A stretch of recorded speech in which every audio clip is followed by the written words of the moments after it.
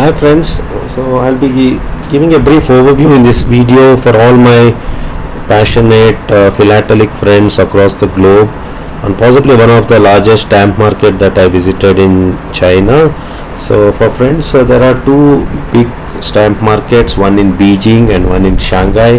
So I traveled to China between 16th April to 26th April when I visited these markets with the intent to buy some of the stamps from China. So it's all for my philatelic friends who are interested to visit these places. So I would encourage, when you visit to China, especially someone who's collecting stamps, to visit these markets. It's sort of an eye opener as to the scale to which these markets have been put in place. So when you visit China, you would see in many places these post boxes. In India these are colored red, but in China they are colored green, and you would see it fairly common in most of the busy streets that I went. And you would see these shops put in place in China. So as you see, this is to encourage philately, and when you visit these shops, they do sell certain recent thematic sets. So when I said thematic, like I went to this picket which was present in Xi'an in the terracotta warrior site. So they had this Chinese philatelic shop, and when you go there, they present you with the themes related to that place where this shop is present. So like for example, in Xi'an, it is all about the eighth wonder of the world, about terracotta warriors. So they would show you certain stamps which are released commemorating these terracotta warriors, which I may cover in the video, God willing I get time, and some of the cultural aspects of Chinese dynasties and historic aspects of the Chinese. So these are the thematic sets they show you, and if you are interested, you can buy. And just to, for all my philatelic friends, trust me, stamps in China are not cheap. So they do come at a affordable price, but they are not very cheap, so put it that way. So it's not a pittance. Like any of these sets, the cost range between usually 100 to 300 yuan. So 1 yuan in India is close to around 11 to 12 rupees. So 100 to 200 yuans would be around 2500 rupees. So that's the sort of price you would be spending for one set. And just for all my philatelic friends, when you Google, you will see a lot of noise or a chatter with regards to the places that you need to visit, but you need to keep in mind only two places that you need to visit. There are a lot of different shops, but you need to go to the main market. So in Beijing, the main market is present in Huangxi in Madian. So this you have to just tell your guide or a translator who would be there with you in all likelihood on your touristy visit, and he will sort of look into his sort of an app to determine where. And friends, for all of you who are visiting China, Google does not work in China, and your Facebook, WhatsApp, nothing works. So if you go unprepared saying that you will Google and find this place, you will fail miserably in finding this place. And even hotel Wi-Fi, you will not be able to access Google, WhatsApp or Facebook, possibly because of their firewalls. If you have a roaming from India through VPN, you may be able to access Google. So otherwise it's not easy. So go well prepared and note down this is the market that you need to go to. And trust me friends, the markets are very huge, and every market I went, I would say at least there would be 100 shops. They are like if you go to a pataki angdi, like a firecracker shop, where you have a lot of these shops side by side, it's something like that. So as you see, this is a representative look of one of the shops, and you see I'm standing there with my guide Allison, who was helping me to translate, and this is my son, and this is the lineup of the shops that you would see. And it is very fascinating to see the scale to which these shops have been set up there. And as you see, this is a coin shop that is present, and these are the shops that I'm showing in Beijing, and it is present over a large area with multiple shops stacked up one next to each other.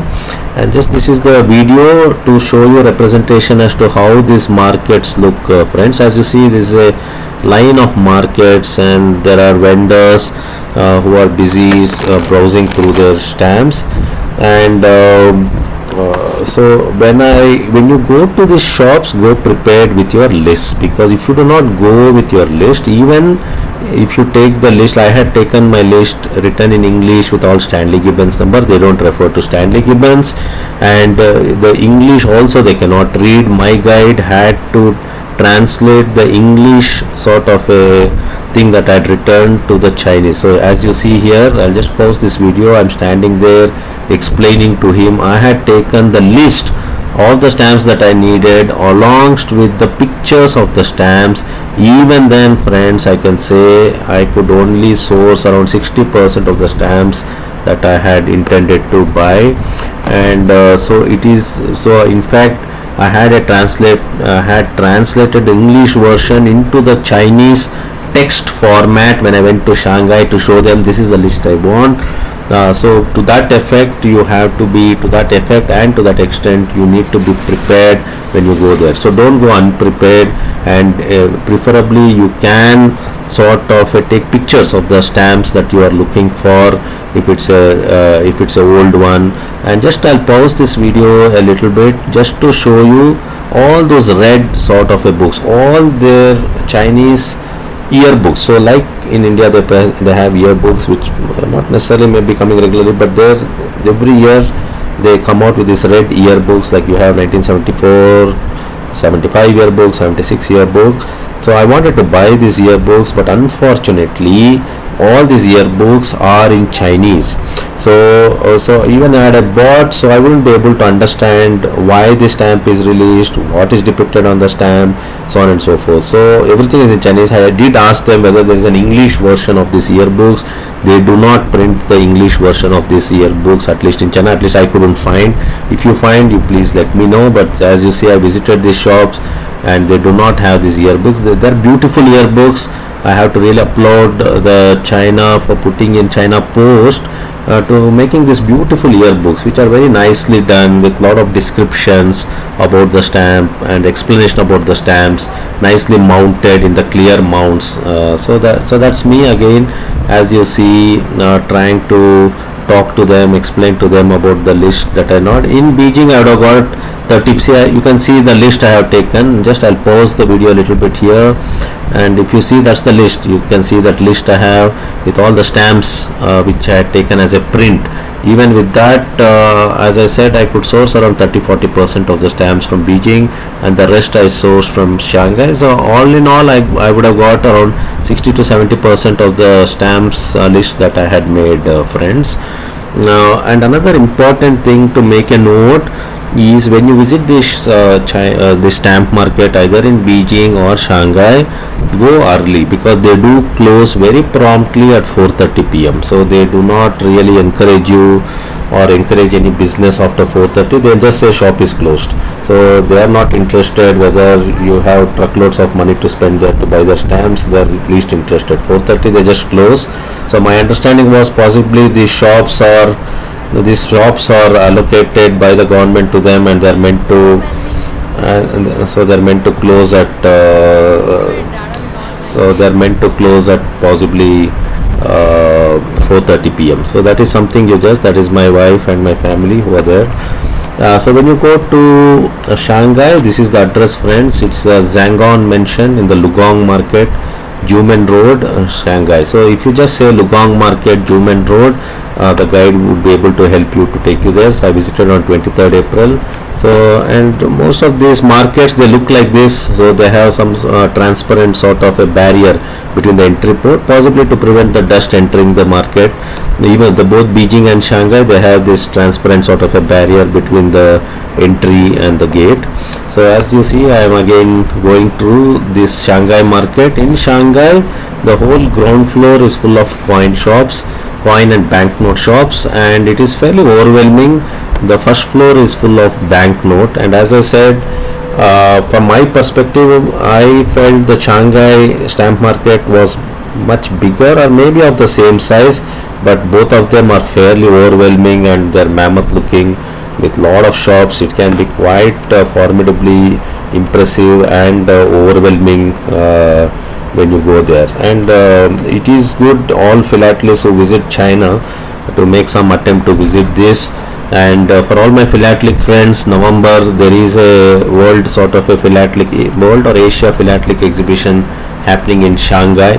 So make efforts to go there, and maybe there you may not be wanting to visit these shops because possibly all these vendors may be stationed in that exhibition center itself, but make an attempt to go to these shops, which is fairly interesting and fairly exciting as well for all the philatelists.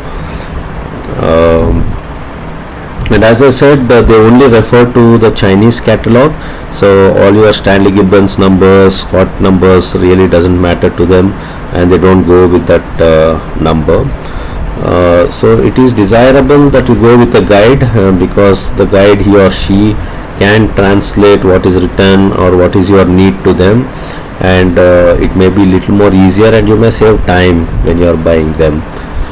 So as you see, there are quite a few, and most of these places are not very crowded, so people are available at ease, and they are really forthcoming and willing to at least help you to try and get you what you are looking for.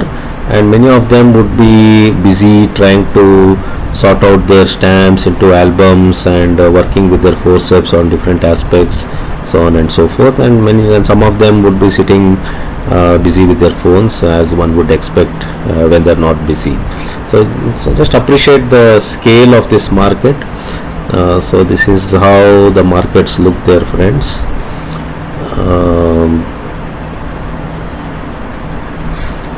So this is all the stamp market that I am showing you in Shanghai.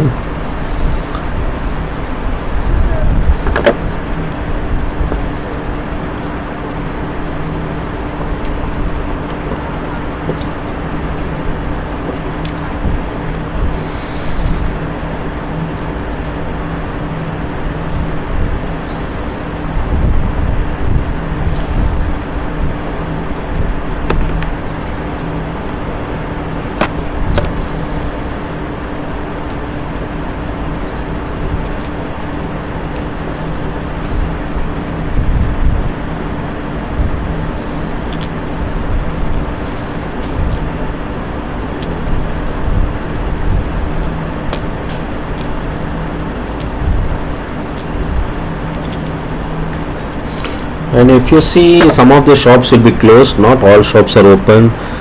Possibly they may be empty shops, or they may have closed because they have not had a very busy day, so on and so forth. So as you see, many shops were closed, and as I said, to the Shanghai shop I went at around closing time, post lunch, so I possibly spent around a good 1 hour possibly in that market. As I said, once you're gone with your list and you know what you can get there, you just pick it up and come. They do help you in referring to other shops, so if they do not have, they'll say go to that shop, that guy may have, or go to this shop. So they do guide, so they do tell you where you may get the stuff that you're looking for. And I would say the 60% of the stamps I sort of sourced, I would have gone to at least I would say I would have gone to 5 to 6 shops put together in Shanghai and Beijing, and guided by their direction to which shops that I had to go to source them. And as I said, take reasonably good amount of money. Don't go with an intention that everything is cheap and you'll get it at a pittance. So you do have to spend substantial amount of money. As you see, this shop has a lot of banknotes. Most of them would be around, for good stuff and the mint stuff that you would be buying, which I'll show you some of the stamps that I bought. So you would be spending in few thousands, and if you are a very aggressive sort of a buyer, you may spend even up to lakh in buying certain basic sort of stamps that you may be looking for. So now the question is, what did I attain by going to this market? Obviously I bought all the stamps related to health from China to build collection, and I may have had some of them, but I did buy them to just create pages on the Chinese health and to learn about certain historical perspectives of Chinese medicine. So I prepared this page on return from China, and so this is a beautiful set of stamps that I bought. This was released in 1955 to commemorate their intellectuals or scientists. So he's Li Shizhen, and he is considered as the father of Chinese medicine. He was present between 1518 to 1593 during Ming dynasty. So as you would expect in those times, so he was a physician, pharmacologist and naturalist. and his seminal work is he compiled this whole compendium of Materia Medica, where he has elucidated on details of around 8,000 drugs. And I'm told this compendium of Materia Medica is a seminal work of Li Shizhen, and even today it is referred by Chinese medicine practitioners. And he was also a proponent of acupuncture, herbology and pathology, and he is revered as one of the father of Chinese medicine.